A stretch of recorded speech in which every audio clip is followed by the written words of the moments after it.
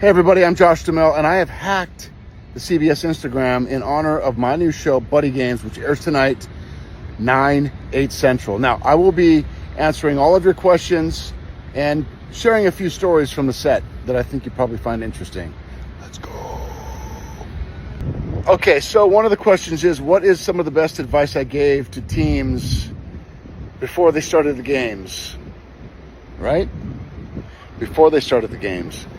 Well, I didn't really have much advice because for me it was my first time too, but I will say that I knew that the teams that were going to be the tightest, the teams that knew each other the best, that could come together as a group, would probably do the best.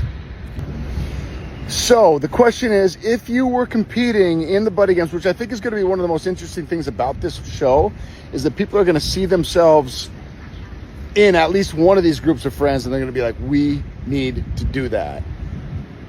And my question to you is, what would your team name be?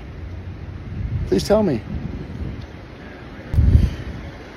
Okay, you bunch of hooligans, thank you so much for hanging with me. It has been an absolute blast. Now, grab your buds, kick back, and watch Buddy Games tonight, 9/8 Central, right after Big Brother. All right? I cannot wait to see you all.